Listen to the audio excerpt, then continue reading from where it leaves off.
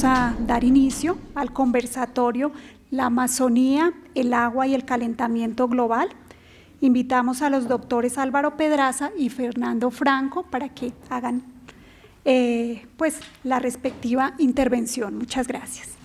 Entonces vamos a empezar por saludar, ¿cierto? Buenas tardes a todos. Comenzamos este conversatorio sobre problemas muy álgidos que está viviendo el planeta en este momento y por supuesto en nuestro país. De tal manera que tenemos dos personas conocedoras de estos temas, como son el doctor Álvaro Pedraza Osorio y el doctor Fernando Franco Hernández. Los presento a ustedes para que cada uno de ellos vamos a tener como un método sencillamente de conversar los problemas básicos que estamos enunciando, y cada uno de los panelistas desarrollará los puntos básicos y críticos sobre cada uno de esos aspectos, y ustedes podrán hacer las preguntas que consideren de interés para hacer realmente un conversatorio vivo. Entonces, con ustedes, el doctor Fernando Franco y posteriormente el doctor Álvaro Pedraza. Franco. Gracias. Acogiendo la amable sugerencia de nuestro querido compañero en esta reunión, yo voy a gastar el mismo tiempo de la canción, pero de un disco de acetato por lado y lado. ¿Ok? O sea que no serán 5 minutos y no entre 8 y 10 minutos. Hice una lectura en mi casa juiciosa, yo tenía un escrito que la doctora Masmela me había pedido para la revista y para este evento.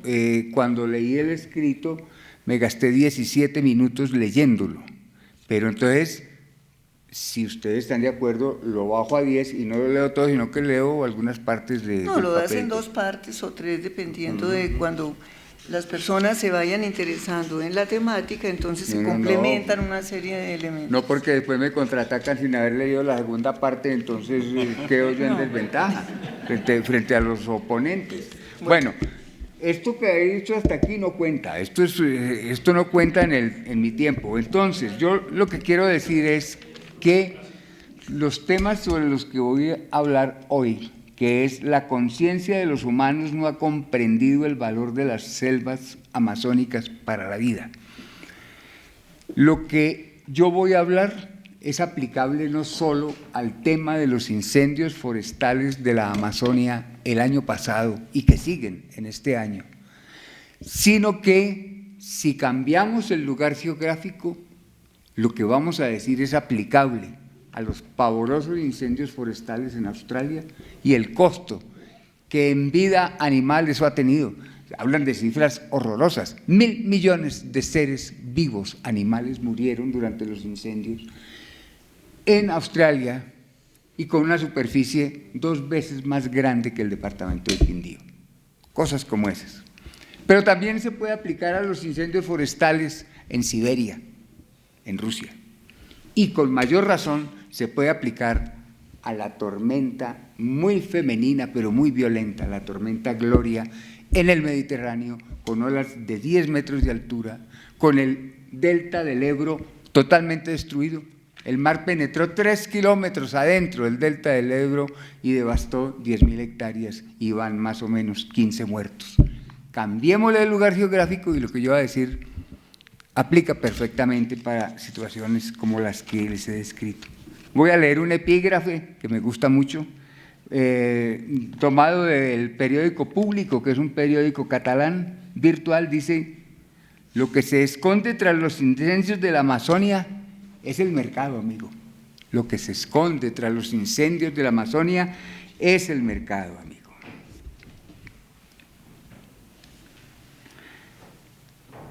Dicen los satélites de la NASA que detectaron el año pasado 7.930 kilómetros cuadrados arrasados por los incendios, 2.000 kilómetros más que en el 2016, que había sido el pico histórico. El Instituto Nacional de Investigaciones Espaciales, INPE, del Brasil, detectó 72.843 incendios, con un aumento del 80% con relación al 2018. Pero el presidente Bolsonaro destituyó al director del INPE diciendo que su objetivo había sido el de atacar al gobierno y al Brasil. Eso dijo el presidente Bolsonaro. Estoy tomando lineecitas de mi escrito para no salirme de los 10 minutos. También dijo Bolsonaro: los incendios de la Amazonia del 2019, abro comillas, quizá, y no lo estoy afirmando, estas personas de las ONGs están llevando acciones criminales para atraer la atención en mi contra y contra el gobierno del Brasil. También en una reunión de Bolsonaro con el presidente Piñera de Chile, dijo la siguiente perla: Brasil no le debe nada al medio ambiente, dijo el presidente Bolsonaro en una reunión con Piñera en Santiago de Chile. La National Geographic dijo, a raíz de los incendios, abro comillas, en el 2019 los incendios cubren un área mayor que en las de los 3 años anteriores. En los años anteriores los incendios estaban vinculados a la falta de lluvia, pero este año la lluvia ha sido bastante abundante. Esto nos hace pensar que estos incendios son impulsados por la deforestación. Eso lo dice la National Geographic.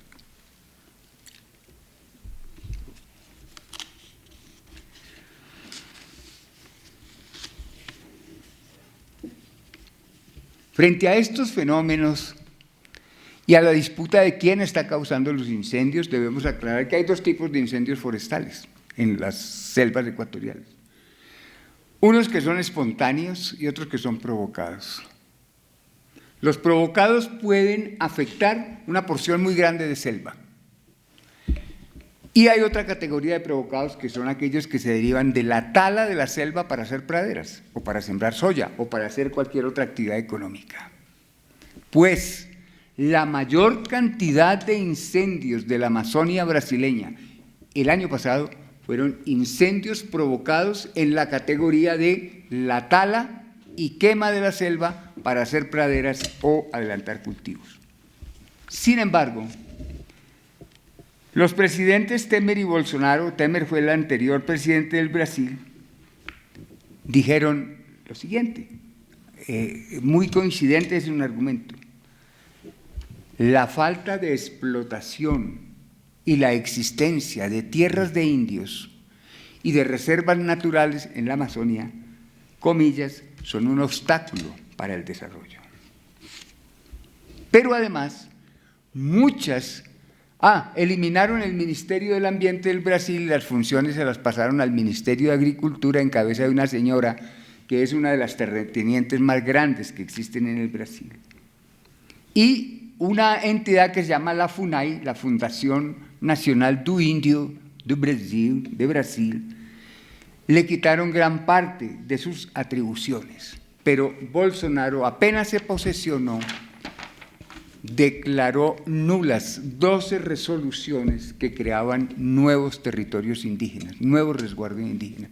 Su primer acto de gobierno fue eliminar esas 12 resoluciones que creaban nuevos territorios indígenas. Colombia no se queda atrás.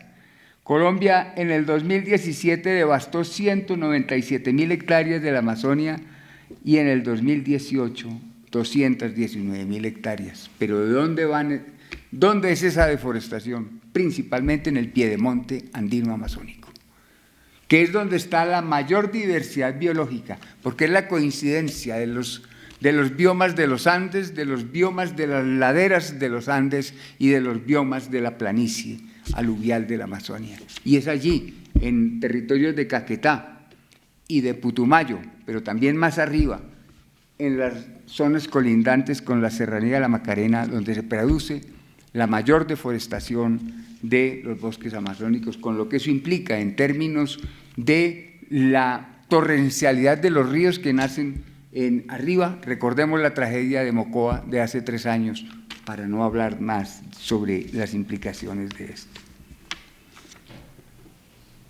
Yo, como miembro asociado de la academia, me queda muy mal hablar mal de la ganadería, pero yo no hablo mal de los veterinarios. Entonces, que quede absoluta claridad de que voy a decir cosas sobre la ganadería, pero quiero mucho a los veterinarios. El inventario mundial de rumiantes modestos, el inventario mundial de rumiantes domésticos es de 3.600 millones de cabezas, que generan el 14.5% de los gases de efecto invernadero en forma de metano y que equivalen a los 7.1 de las 49 gigatoneladas de CO2 producidas anualmente en todo el planeta.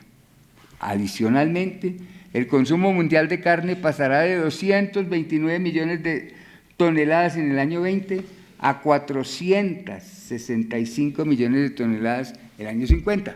La FAO ha dicho, y muchas organizaciones e investigadores sobre el tema del calentamiento climático han dicho, si de aquí al 2050 no rebajamos el consumo mundial de carne o no transformamos los sistemas de producción de carne roja en el planeta, este va a ser uno de los principales factores de destrucción de nuestro planeta y del calentamiento global. Brasil cuenta con 160 millones de hectáreas en pastos y un hato de 226 millones de cabezas. Es el segundo más grande del mundo después de la India, que tiene 302 millones de cabezas. ¿Cómo hacen para contar ese animalero? Por favor. El mayor crecimiento del área en pastos de cabeza entre 1985 y 2017 ha ocurrido en la Amazonia. El mayor crecimiento del área en pastos, y pasó de 7.2 millones de hectáreas a 28.2 millones de hectáreas, y el hato ganadero del Brasil en la Amazonia pasó en el mismo periodo de 2.2 millones de cabezas a 48.5 millones. Se multiplicó. No va a seguir hablando de las otras regiones. Al final, si ustedes tienen esa deferencia conmigo de darme 2 minutos, les voy a mostrar unas fotografías y unos cuadros sobre lo que estoy diciendo aquí. Dice la FAO que en el 2017 las exportaciones mundiales de soya, ¿soya para qué? Para alimentar ganado. No para hacer el biberón de los niños ni nada de eso, no, para alimentar ganado y marranos y gallinas. Las exportaciones se distribuyen. Brasil, 44% de las exportaciones. Brasil. Estados Unidos, 37% y Argentina, el 5%. No obstante que Argentina no representa ni el 5% de las exportaciones, los pobres argentinos aguantan hambre porque su economía depende de las exportaciones de soya.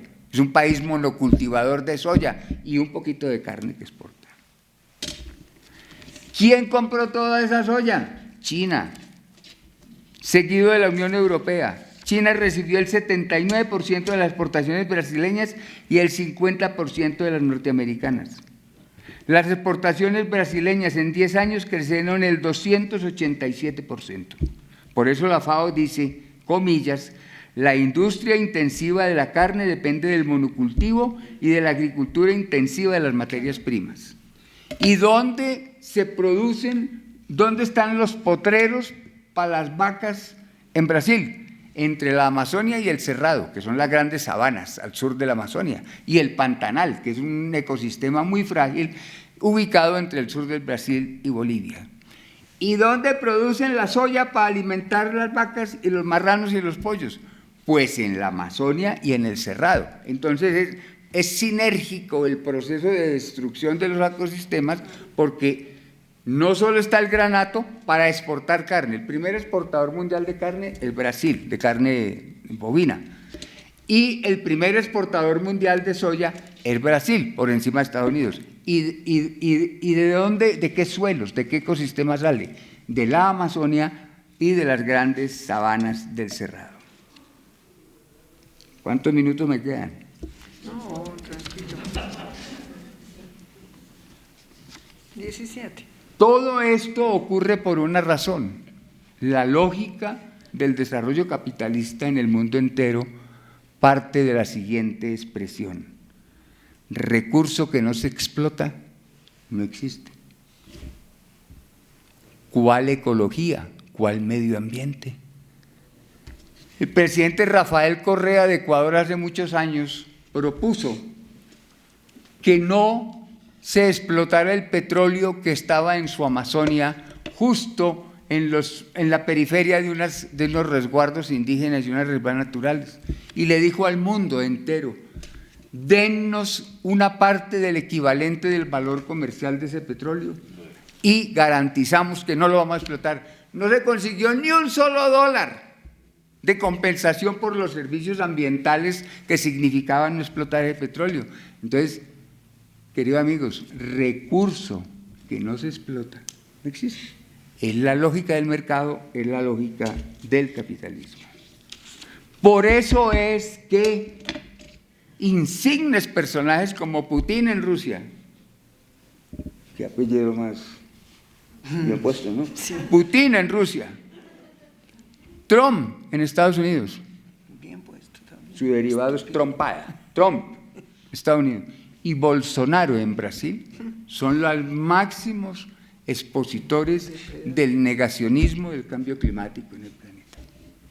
Y Trump acaba de decir en el foro de Davos que nunca en su historia Estados Unidos había tenido tanto progreso como ahora, y que era una mentira, que con eso él comprobaba con los índices económicos de Estados Unidos que lo del cambio climático es un cuento chimbo de los enemigos del bienestar.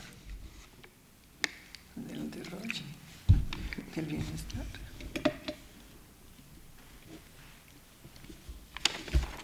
Estoy avanzando, ya voy, y tengo 8 páginas, ya voy en la 4ª, o sea que muy bien.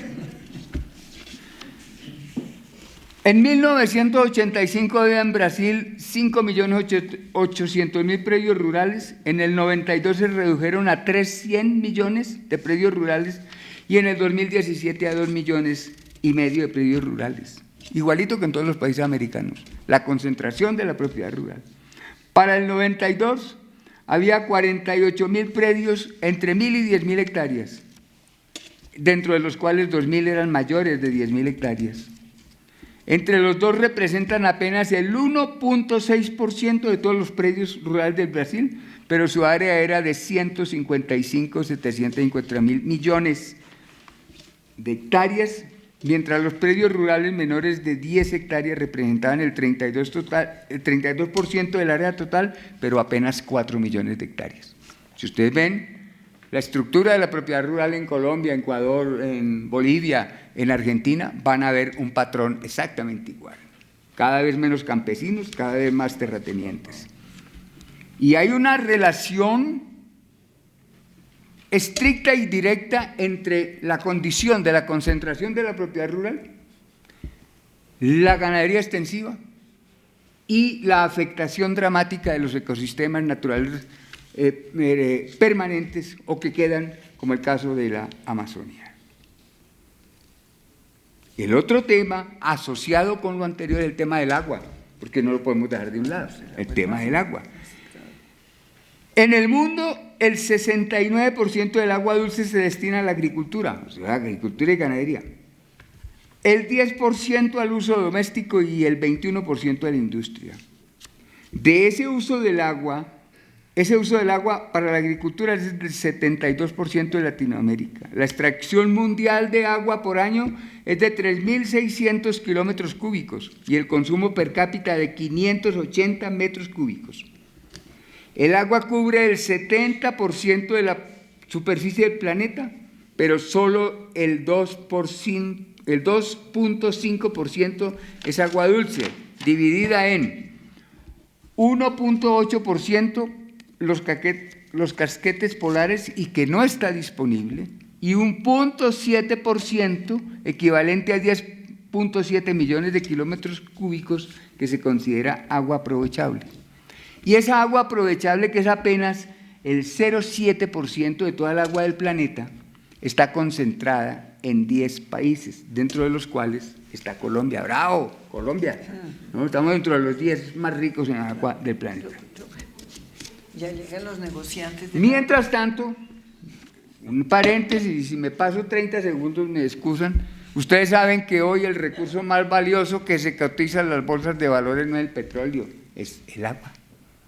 El agua se está vendiendo y cotizando en las bolsas de valores. Y el gran capital financiero multinacional anda como locos, empezando por los chinos, comprando agua en todo el planeta. Porque, muy sabiamente los expertos lo han dicho, frente al petróleo usted tiene energías alternativas, la eólica, la térmica, la atómica, la de las olas marinas, hay muchas opciones de generación de energía. ¿Quién se ha inventado una tecnología alternativa para fabricar agua? Nadie, no existe.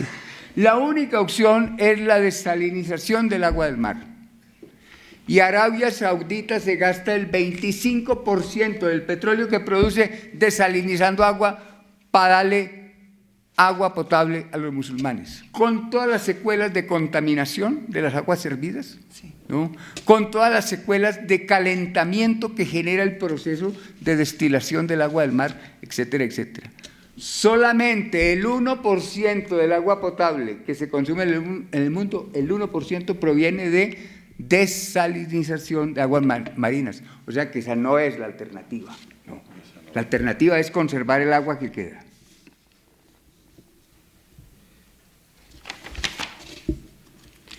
Pues me concentro en dar estadísticas para que no vamos a pensar que uno anda medio sesgado con esta cosa.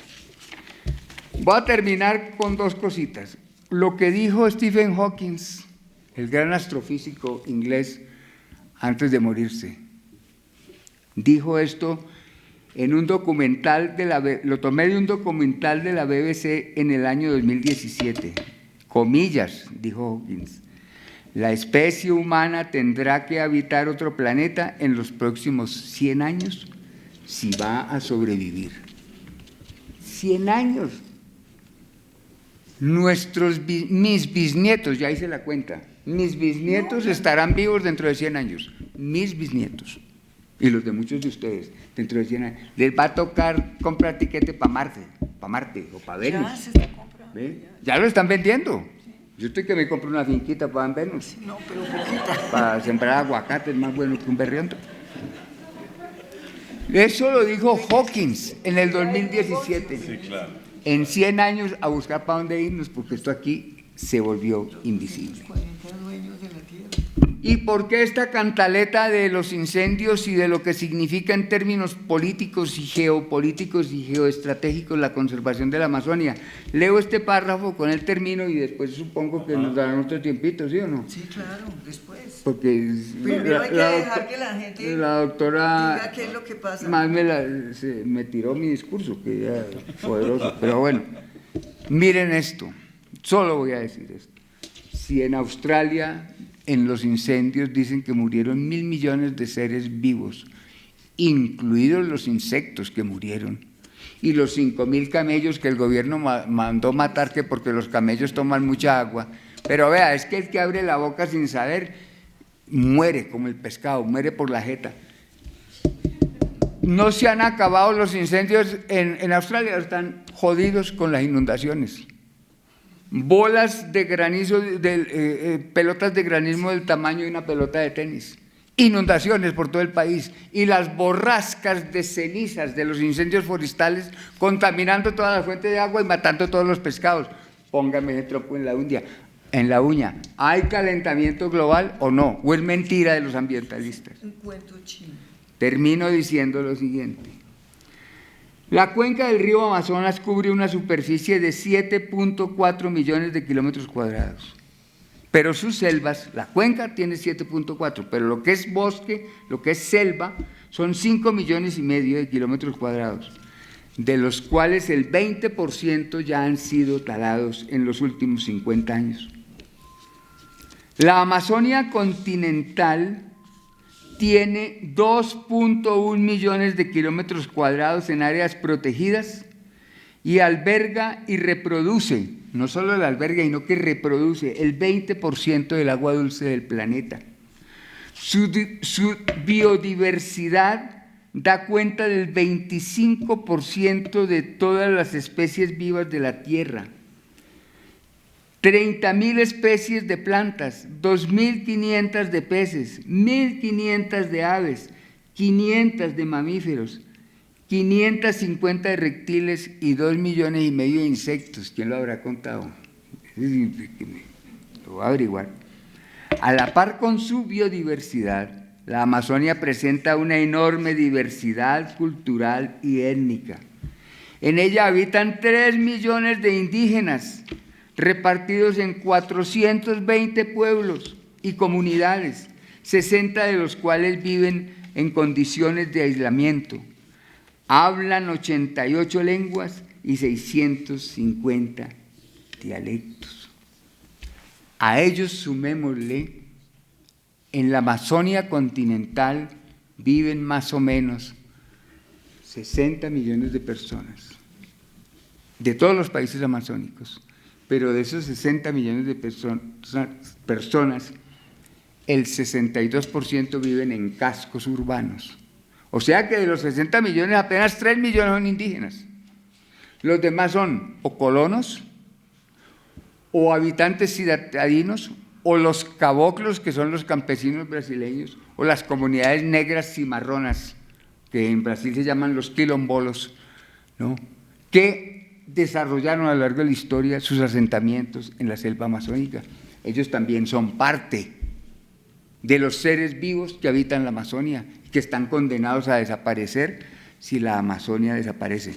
Muchas gracias.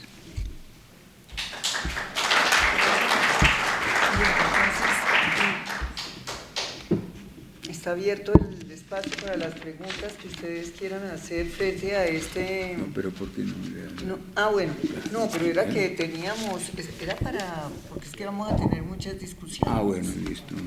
Entonces, si hay algo, es decir, tenemos 10 minutos para mirar, para intervenir sobre este aspecto que ha sido presentado por el profesor Franco.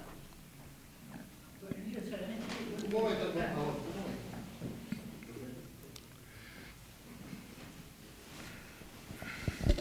10 minutos. Es tan grave el problema que yo creo que ninguno tenemos acá una respuesta.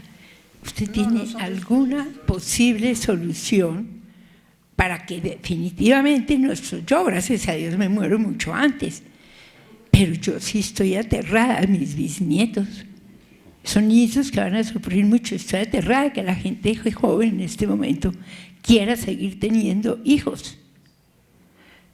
Digamos, ¿usted qué cree? ¿Cómo se puede hacer para que alguien o algo muy grave haga reaccionar al mundo? ¿Tiene solución? Yo creo que nadie tiene la respuesta, pero yo hago la pregunta porque de golpe a alguien se le ocurre, y sobre todo a usted, doctor.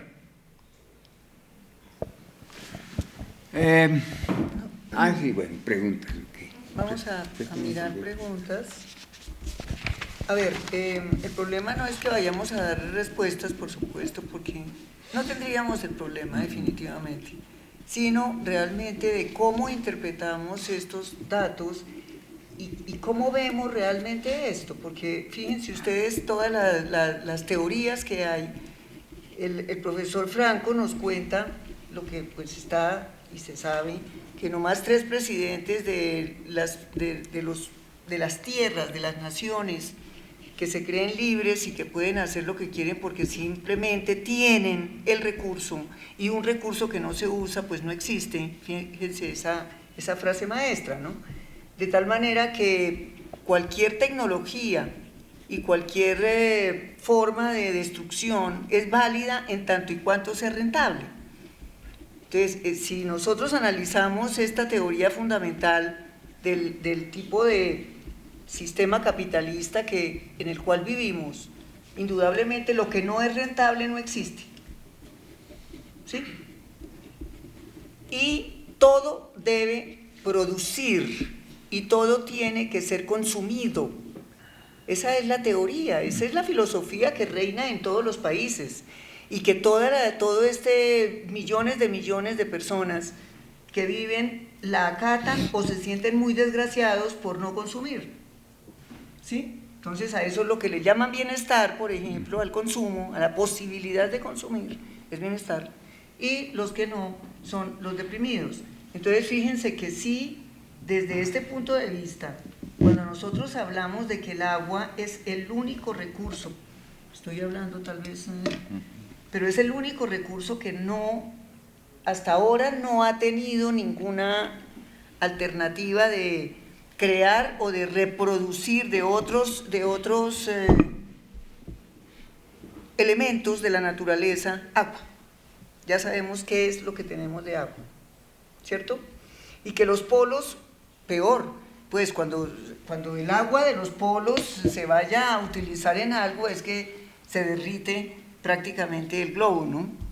Entonces, por ello es la angustia y por eso es el cambio fundamental que no debemos de tener unas personas, sino en la sociedad entera. Yo creo que hay filósofos en este momento que dicen que primero la paz se busca adentro para poderla generar afuera, y que primero, indudablemente, tenemos que tener es una conciencia, no es montones de cosas, ¿sí?, para vender, para mercachiflear, sino es una conciencia, y crear conciencia no es fácil, y si el planeta llega a tener una masa crítica de conciencia, es posible que cambiemos una cantidad de costumbres y de hábitos y de estilos de vida.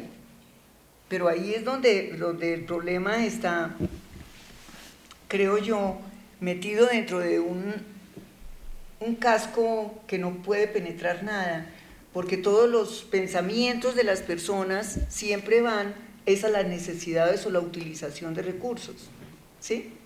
Todo es necesario. Cada persona que está en cualquier parte considera que todo, hasta la última cosa, se vuelve necesario, porque es una sociedad para consumir y todo se vuelve necesario, y por eso todas estas, digamos, toda esta dinámica de lo que denominamos la educación, que siempre está hablando de innovaciones, pero no de innovaciones para dar servicios, ni para facilitar, ni para conservar los elementos, sino innovaciones para hacer más útiles las cosas y mejorar los mercados. Si nos damos cuenta de eso, cada cosa que leemos va hacia el mercado. Hay que consumir, y entre más consuma, entonces es que es más próspero. Bueno, entonces fíjense ustedes que sí tengo 3 personas que señalaron, pero ya yo me gasté como 4 minutos, la verdad. El doctor Carlos, y no había la doctora Xiomara, ¿no? Bueno, entonces vamos a mirar. Tal vez para aderezar la intervención del doctor Álvaro, yo diría que tenemos un problema ético bien grave con el uso del agua. Estamos seriamente preocupados con la contaminación, con el envenenamiento de las aguas, producto de la actividad minera, pero tenemos una doble moral en el uso del agua. Desde las ciudades se reclama que no hayan tumbas o que no hayan quemas, que no hayan esas condiciones, pero también se reclama que haya desarrollo económico para mantener esas grandes ciudades. Y esas grandes ciudades que reclaman agua limpia no hacen procesos de limpieza, no hacen procesos de descontaminación adecuada, pero solo les preocupa que llegue agua limpia. Nosotros tenemos además una preocupación muy grande, quienes vivimos, digamos, en ríos, y es el tema del consumo de peces, producto de la pesca. No en vano las comunidades indígenas amazónicas están amenazadas principalmente por los contenidos de mercurio que están habiendo derivados de esa misma actividad extractivista y productiva, en donde cabalgamos como sociedad definitivamente pues hacia una muerte del planeta, o por lo menos no del planeta, de nosotros como humanos. Yo solamente sé que eso va a aderezar un poco más la charla, porque no tenemos soluciones para eso. Doctor Carlos. Gracias. Bueno, buenas noches de nuevo. Yo simplemente quiero hacer un par de anotaciones pequeñas con respecto a lo que el profesor dijo ahorita, pues que me puso usted a pensar una cantidad de cosas, porque pues yo trabajo en una zona de vida que es muy vulnerable, que es el bosque seco tropical, ¿cierto? Bosque seco tropical en Colombia se dice que el bosque seco es el ecosistema más amenazado del planeta, en todo el mundo. Pues acá en Colombia no queda sin un 2% de lo que había antes. Es la parte geográfica de Colombia con la mayor concentración agrícola y ganadera del país. O sea, todos los valles interandinos, Magdalena y Cauca, eso está lleno de ganadería, con los problemas que esto propone, como el famoso harpan o el craypan por el uso de nitrogenados que dañan el suelo, una cantidad de cosas que suceden ahí. Entonces no solamente veo que el problema no sea por escasez de agua, sino también por abundancia de agua, porque las inundaciones que provoca esto también es cierto. Ahorita, precisamente la semana antepasada, estuve en Collaima, en el municipio de Collaima, en el Tolima, y me di cuenta que está seco. Desde 31 de diciembre no llueve, no ha llovido todavía, a pesar de que ya cayó agüita por acá, pero ya están asustados. Allá ellos me decían que ya les ha tocado sacrificar algunos animales porque pues no hay con qué. Bueno, esa es la primera parte, y yo creo que esto se presta mucho para una discusión desde lo ético, que yo creo que de pronto el profesor Álvaro va a hablar de esto, porque nos hemos acostumbrado a que las cosas las tenemos y no las aprovechamos, o sea, no sabemos de dónde vienen. Muchas veces la gente joven, por ejemplo, pues también los viejos, nosotros también a veces somos un poquito inconscientes en eso. A veces no nos damos cuenta del esfuerzo que existe en tomarnos un vaso con agua, ¿cierto? El hecho de que tengamos una botella que compramos en un almacén, donde esa botella con agua puede estar valiendo en cantidad lo mismo que vale el combustible, ¿cierto? Uno se cuentas, una botella de 600 ml de agua vale lo mismo que vale 600 ml de gasolina, más o menos. Entonces la cuenta y vale lo menos lo mismo. Bueno, esa es otra cosa. También quiero hacer la invitación para dejar de ver la ganadería como Satán, así tampoco, porque la zootecnia moderna ya no habla tanto a favor de la revolución verde como nosotros aprendimos. Yo escuché ahorita al profesor Guayara cuando hablaba acerca de la famosa revolución verde. Nosotros somos hijos de la revolución verde. Yo le digo a mis estudiantes lo mismo. Nosotros nos entrenaron, nos enseñaron a manejar los sistemas productivos basándonos en ese sistema de producción. Lo bueno es que ya se está cambiando el paradigma, inclusive llegando a proponer sistemas ganaderos carbono neutrales, ¿cierto? Eso también depende mucho de la alimentación. Cuando se manejan plantas E4, que son las gramíneas, son plantas que tienen un contenido de carbono más alto, pero cuando están alimentando sistemas silvopastoriles que ya usan forrajes de otro tipo, árboles y todo ese tipo de cosas, ya baja la carga de carbono y ya no se produce metano, ¿cierto? Entonces ya inclusive en Costa Rica ya hay fincas que son consideradas carbono neutrales. ¿A dónde quiero llegar con esto? Las comunidades ancestrales siempre han domesticado animales y ellos dicen, hombre, ¿para qué poner un animalito a aguantar hambre solamente a comer pasto? ¿Sí o no?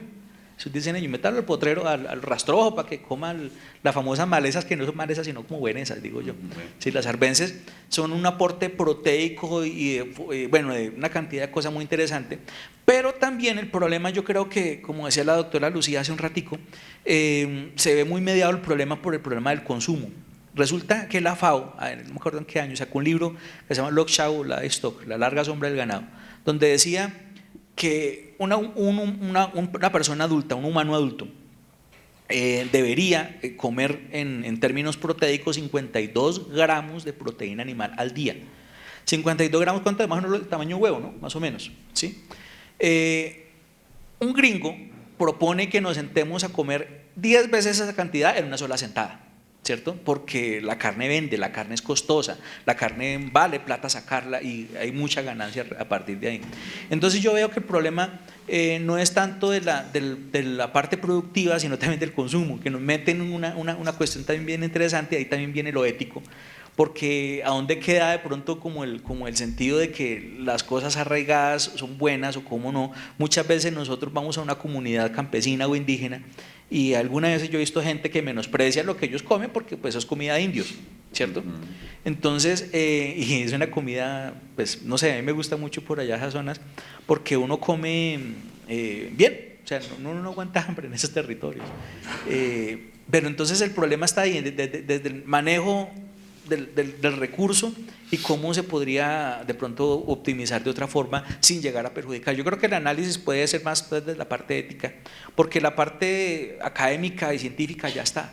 Hay que cambiar paradigmas, como usted decía ahorita, sí, pero pues falta mucho para eso todavía. Bueno, espérate, sí, dijimos que 10 minutos, yo creo que ya se nos cumplieron, entonces con mucho gusto yo les doy la palabra a las personas que quieren intervenir después de la intervención de la primera parte del conversatorio que la va a hacer el doctor Pedraza. Bueno, y están anotados para darles la... Sí. Yo tengo aquí compatibilidades con el compañero y hace como 2 o 3 meses mi esposa miraba cuando toda esa visión apocalíptica del Amazonas y después se suma lo de Australia que es 8 veces más grande, entonces le genera a uno una depresión a uno que se siente ya como responsable, no de discurso de dientes para afuera con las generaciones futuras, sino con los propios hijos, ¿cierto? Y con lo que le queda a uno de vida, porque ya lo que hablan dicen que los nevados y los páramos, los grandes proveedores de agua de Colombia desaparecerán antes del 2050 y eso suena muy cerquita ya, ¿cierto? Entonces, si los nevados y los páramos son los grandes proveedores de agua de los acueductos, entonces ¿cómo vamos a sacar el agua para la ciudad sabiendo que el 70% de la gran riqueza hídrica está en el sur del país? Y mi esposa miraba, le mostré yo el video ese de Fidel, que es clásico por ahí, donde Fidel hace 20 años auguraba lo que está pasando ahora, y entonces ella le pareció mucha gracia y creo que lo subió a Instagram. Y la bloquearon. Me imagino por hacer apología comunista, diría yo, ¿cierto? Pero no. Entonces ella preguntó, ¿y por qué me bloquearon eso? Entonces le preguntaron que si ella era influenciadora, que para qué estaba hablando de esos temas que a nadie le interesaban. Y hace poquitico, en estos días, salió un artículo donde la mayoría de las búsquedas que se hacen por internet, las búsquedas que uno pone de cambio climático orientan a salidas falsas que lo que hacen es bajar la preocupación de la clase y de la gente del común sobre esa situación y restar la importancia, ¿cierto? Entonces uno dice, no, es que no hay sensibilidad sobre el tema, no, es que nos han educado para no tener la conciencia frente a eso, porque acuérdense de las propagandas la que tenía Radioactiva, el que piensa pierde, es mejor aparentar que ser. Eran propagandas de Radioactiva y en Cartoon Network yo me acuerdo de una que me parecía apabullante que decía, si quieres realizar tus sueños es mejor que no los tengas. Estoy hablando de un canal infantil donde usted deja a sus hijos para que vean televisión y se eduquen supuestamente, ¿cierto? Entonces, ¿por qué traigo yo a colación esto? Porque lo de los negacionistas y algunos dicen, los de la teoría de la conspiración, dicen que lo del cambio climático es un mito, que eso no se está dando, pero bueno, el que niegue el cambio climático, pues entonces mire qué hacemos con los nevados y los páramos nuestros que han desaparecido en un porcentaje significativo durante los últimos años. Esos negacionistas y también los dueños de las grandes plataformas donde uno revisa información hacen un uso instrumental para bajarle, restarle importancia a los grandes temas del desarrollo. Incluso uno se pregunta, bueno, y en últimas, ¿qué es el desarrollo? ¿Cierto? Porque si todos lo que estamos acabando con las selvas y todo eso dice que es en función del desarrollo.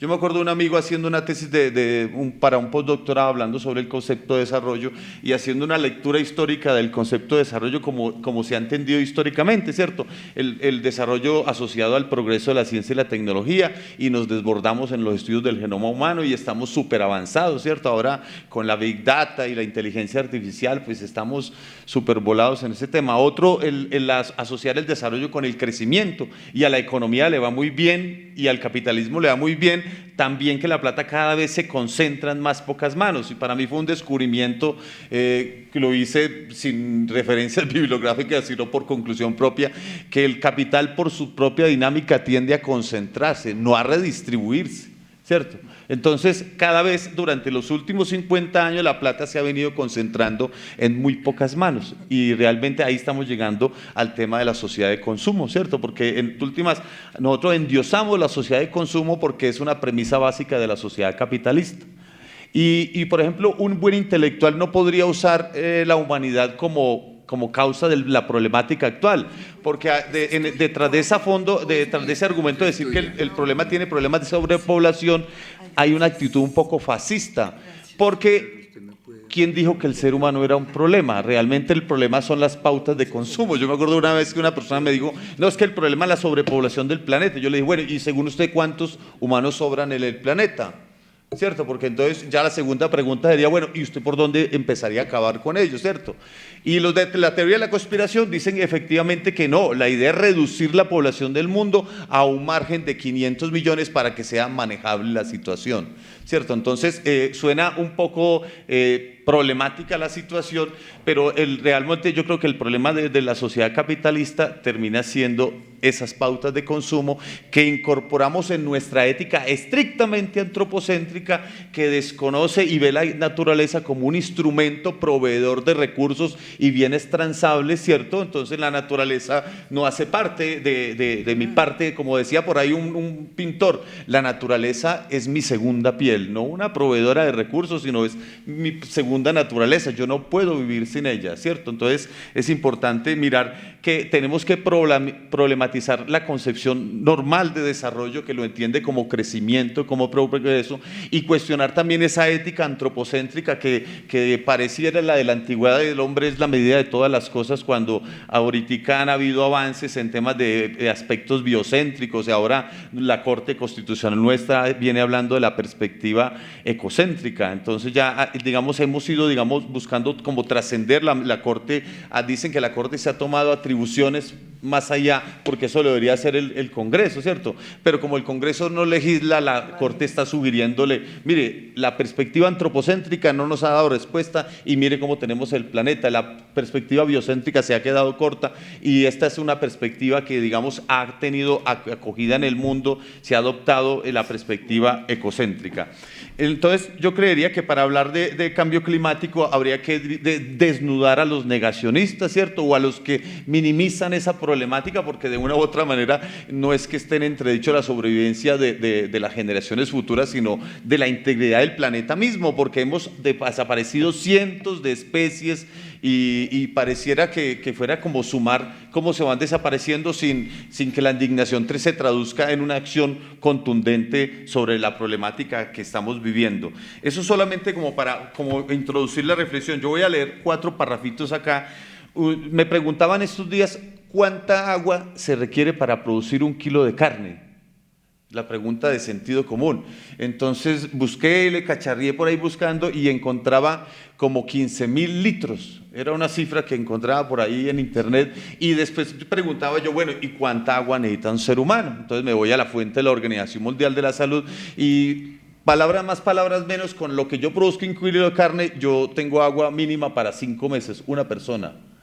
Entonces es importante también revisar el manejo de los sistemas silvopastoriles y todo el tema del manejo del agua, porque si el cambio climático se vive, pues el agua es fundamental, es uno de los recursos más afectados. Entonces yo les voy a leer solamente el 3 o 4 párrafos que dice: la deforestación está asociada al cambio climático como consecuencia de romper de manera abrupta el equilibrio de los ecosistemas.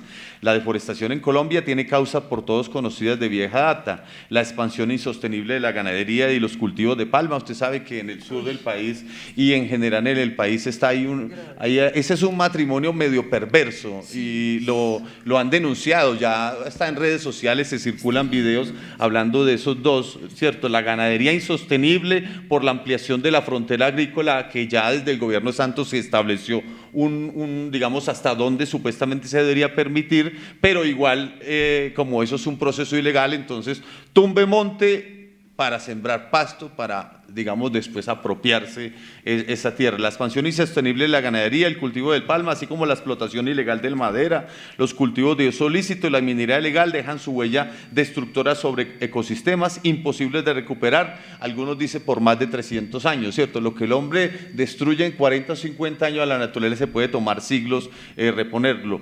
Lo que la naturaleza y el tiempo le ha tomado milenios perfeccionar, el hombre lo ha violentado de manera irreversible en poco menos de un siglo. Hablar de deforestación es hablar también de afectar la disponibilidad de agua. La relación simbiótica que existe entre agua y naturaleza hace que no sea deseable separarlos, aunque por ejercicio intelectual sea necesario focalizar la razón para profundizar en el análisis y la comprensión. El cambio climático es la consecuencia obligada de un modelo económico que se construyó sobre la explotación irracional y no planificada de los recursos naturales y sobre el lucro y la ganancia individual más que sobre el interés general y la sostenibilidad ambiental. La gente le dice, ¿cómo hacemos para construir una ética donde seamos ser más solidarios, donde podamos recuperar nuestro cordón umbilical con la integridad planetaria, con preservar lo poquito que nos queda, ¿cierto? Y en una sociedad individualista es mucho más difícil ser solidario porque el espíritu de la época es el individualismo, es mi lucro, mi beneficio, todo en función del egoísmo, el hedonismo y todo esto, pero pocas veces nos pensamos en plural.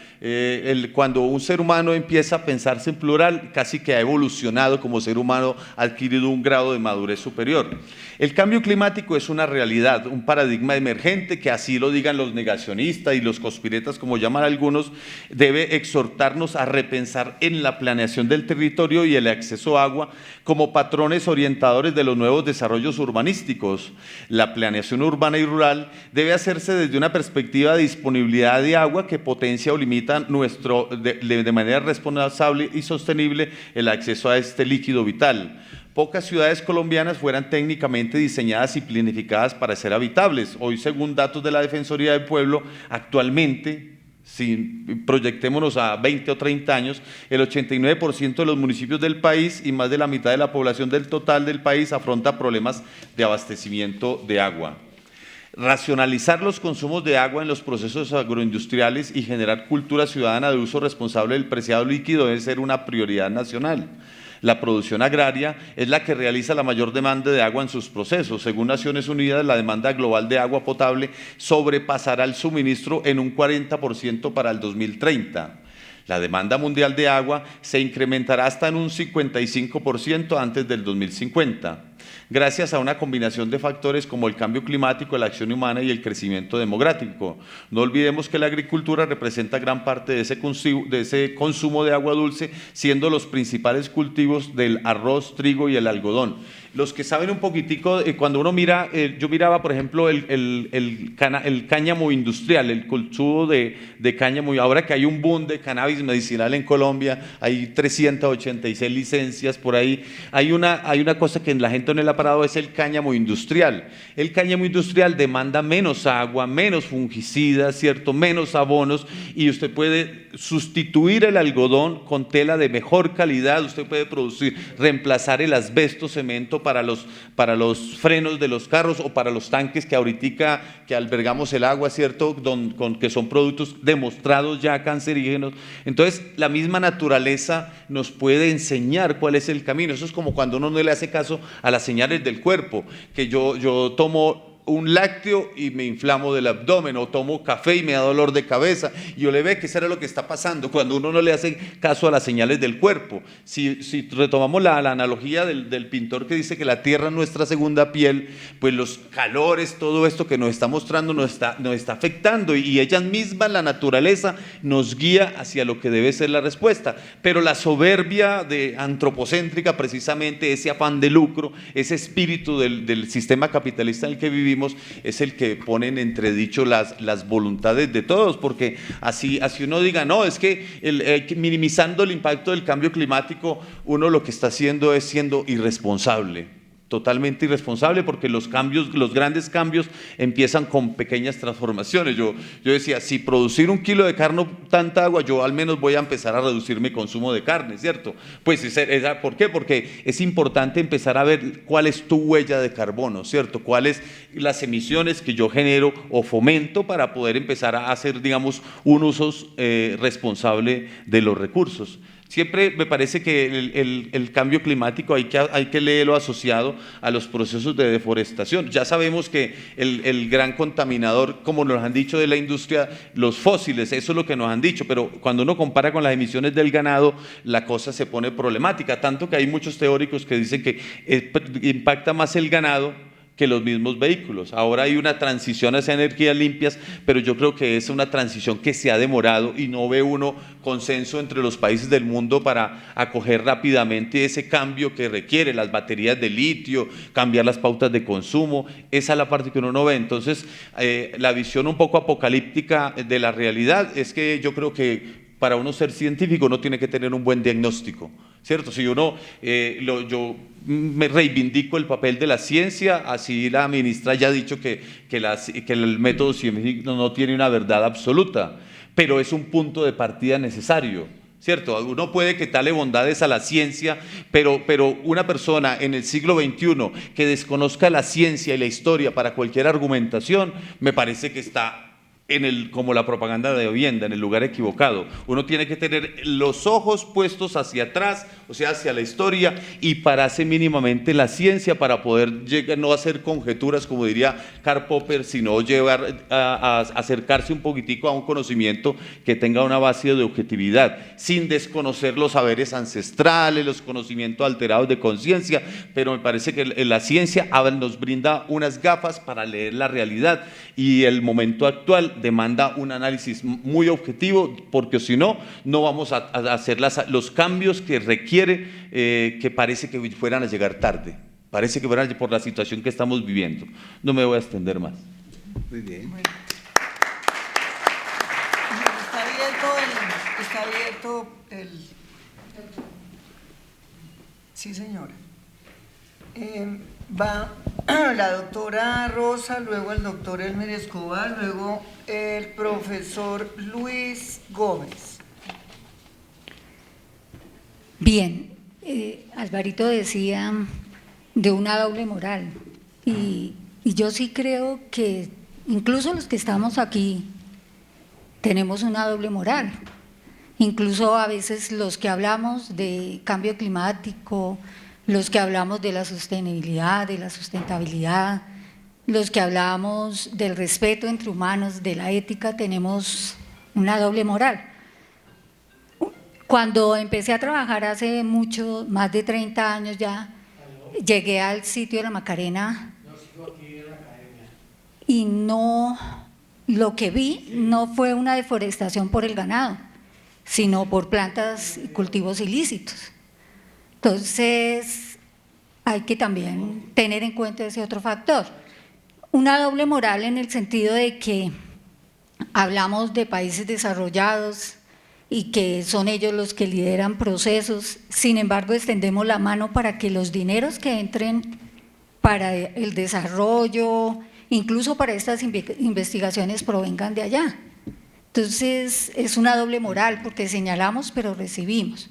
Una doble moral porque criamos hijos en unos cubículos que yo llamo a los apartamentos, donde los animales más cercanos que han tenido contacto con ellos son los que pueden ver en fincas de recreo, bajo unas condiciones que no son las que se ven en otros lados. Es más, hablamos del agua, pero esperamos que lleguen las vacaciones para ir a una piscina en una zona rural, sin importarnos qué pase con el agua de esa piscina después, qué pasa con nuestros desechos. Una doble moral, porque me interesa señalar ciertos aspectos como hablan de los sistemas productivos. Una doble moral cuando sale el último teléfono celular, que ni me sé los nombres, pero yo tengo que adquirirlo y lo tengo y yo los veo, dentro de los que hablamos de cambio climático y todas esas cosas. Una doble moral cuando decimos, uy, no, yo al Transmilenio no me subo, me voy en el carro. ¿Sí? Entonces, son cosas que a mí me hacen pensar en que a veces miramos hacia el afuera y señalamos y decimos y condenamos, pero ¿en qué estoy contribuyendo yo? Porque es que esto es muy personal, esto es de una relación y de cómo yo transmito esa relación a los que están cercanos a mí y a la descendencia de uno, qué es lo que uno puede afectar, porque si uno quisiera cambiar el mundo, yo desde que me acuerde, y ya soy de bastante edad, se está hablando de querer cambiar el mundo y siempre hay quien quiera. La primera vez que escuché de cambio climático fue hace más de 30 años, estoy hablando casi de 40 años. Es decir, 40 años se ha esperado para venir. ¿Y dónde está toda la investigación? ¿Dónde están todas las cosas? ¿Qué es lo que investigamos? ¿Para qué investigamos? ¿Por qué señalamos cuando extendemos la mano para recibir? Cuando recibimos la tecnología sin importar cosas, cuando participamos del proceso. Mira. Muy bien, muchas gracias. Doctor Escobar. Muchas gracias. Yo voy a hacer unos pequeños comentarios. Yo creo que la humanidad, el hombre se ha enfrentado a través de la historia en muchos problemas. En la Edad Media, las 2/3 partes de la población humana desapareció por la peste bubónica. Y el problema se resolvió cuando la humanidad descubrió que el problema eran las ratas y las pulgas. Cuando supo cuál era el problema y las combatió, se acabó ese problema. Lo mismo sucedió con la contaminación del agua de consumo humano, cuando la diarrea era la primera causa de enfermedad y muerte a nivel mundial. Cuando se descubrió eso y se inició el proceso de desinfección del agua, se resolvió el problema. Las enfermedades mataron miles de millones de personas hasta que vinieron unos científicos y descubrieron algunas vacunas. El planeta Tierra no tiene viruela desde 1979. Antes de empezar este siglo, el señor Kofi Annan, el secretario general de Naciones Unidas, convocó a un grupo que hiciera recomendaciones sobre la problemática de salud del mundo, cómo enfrentar las enfermedades y la muerte en el presente siglo, en el siglo XX. Y las recomendaciones de esos sabios fueron lactancia materna, uso del condón, agua potable, vacunas, vitamina A y uso del toldillo, del mosquitero. Con esas cosas tan sencillas se resolvía el problema de enfermedad y muerte de miles de millones de personas. A finales del siglo pasado, en la reunión de Estocolmo, se llamó la atención sobre el problema de la contaminación ambiental. Y ese llamado de atención de Estocolmo, y hablo de Colombia, yo era funcionario del Ministerio de Salud y era miembro de la Junta Directiva del INDERENA, produjo la creación de todos los parques naturales como un mecanismo de protección para responder a las inquietudes de Estocolmo. Se creó el programa de saneamiento básico rural para dar agua potable y eliminación de excretas en zonas rurales y el Infopal para dar agua potable a las ciudades intermedias que no tenían empresas municipales. Entonces, para terminar, yo creo que este problema actual tenemos que encontrar, como en la época de la peste, cuáles son las fórmulas para enfrentar esta problemática. Hay mucha información, son miles de datos que se tienen llamando la atención sobre el problema, mucha problemática y poca solucionática, como decía un amigo. Yo creo que el día que haya una agenda concreta, lo que hay que hacer, y se inicie un programa de cultura ciudadana, desde los niños, desde que nacen, a enseñarles cómo proteger el planeta Tierra, y haya control social, que todos nos comprometemos, yo creo que habrá un poquito más de esperanzas. Muchas gracias. Muchas gracias, doctor Escobar. El doctor Luis Gómez.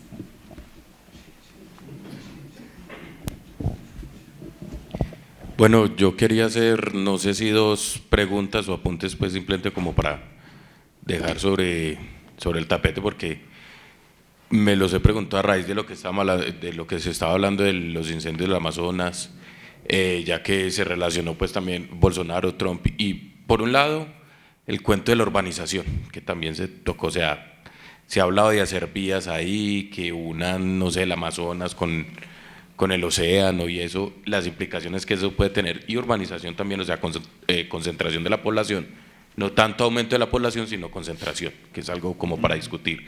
Y lo otro, que puede ser un poquito políticamente incorrecto, pero la pregunta, ya que se relacionó a Trump y a Bolsonaro, ¿qué incidencia puede tener en estos problemas estas religiones de corte norteamericano?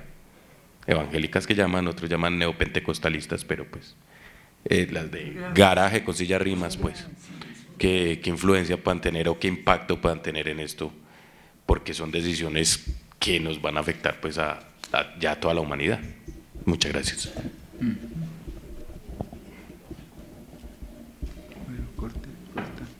Bueno, pasa al segundo.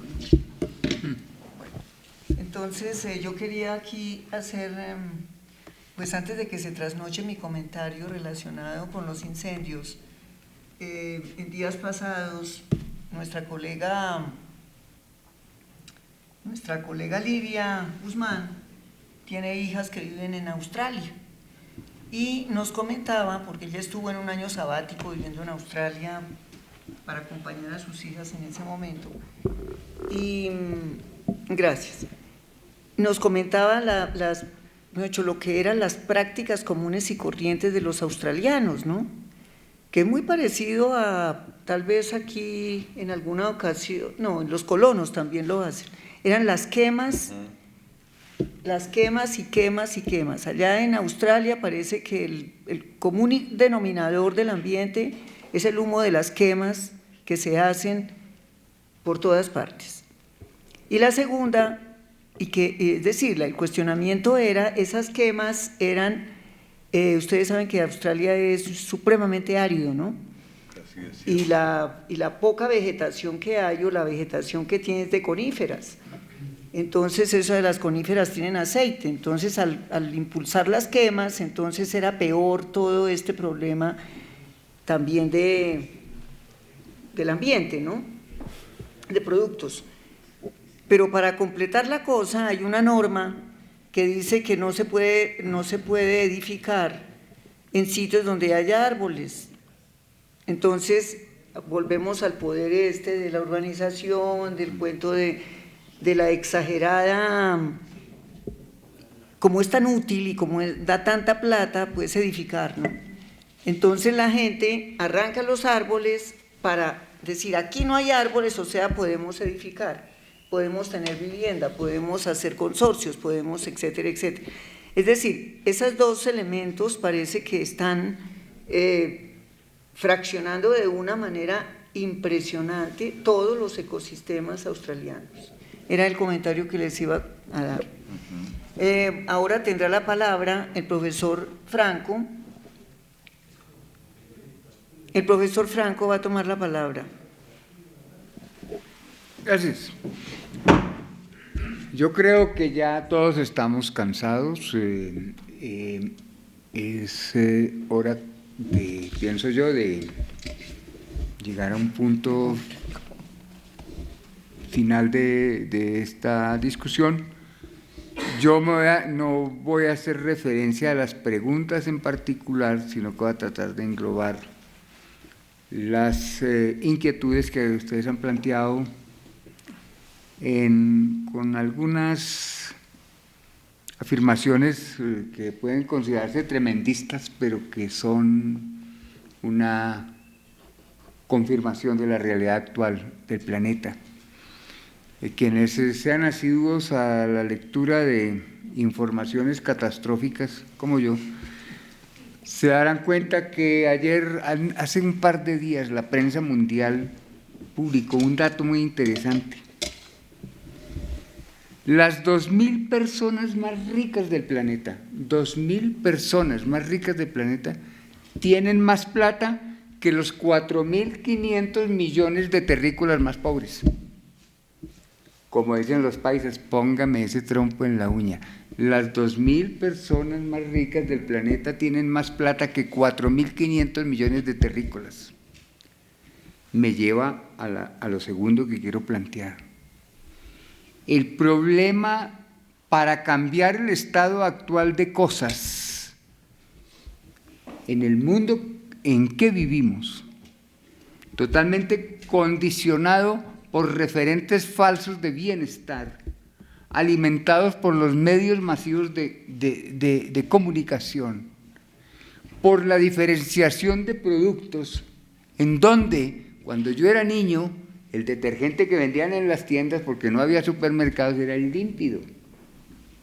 Límpido. Una botellita así chiquita con una tapita de cerveza. Hoy en día, cualquiera de nosotros puede ir a un supermercado y puede encontrar entre 40 y 50 marcas diferentes de ese mismo límpido. Esa es la perversión del capitalismo salvaje, en todos los campos de la actividad humana. Desde las cosas más simples del mundo, como una escoba para barrer la basura, hasta las más complejas de la alta tecnología y toda la ciencia y la tecnología de cuarta generación que tiene completamente agobiado el planeta. Entonces el asunto no es de una nueva ética, por ahí no es la cosa. Lo decía el gran sociólogo portugués, lo viene diciendo hace muchos años, Boavista Sousa de Buenaventura. Yo dije Buenavista, más bonito Buenavista que Boaventura.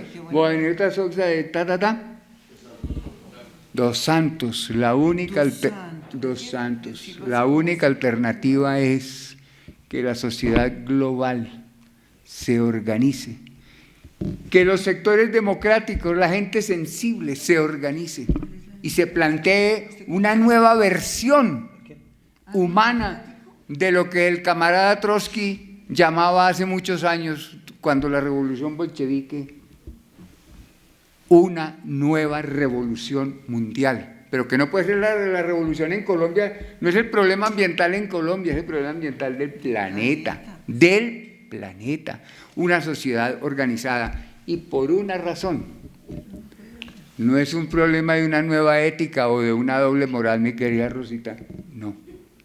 Es el problema de que el capitalismo salvaje actual carece de ética.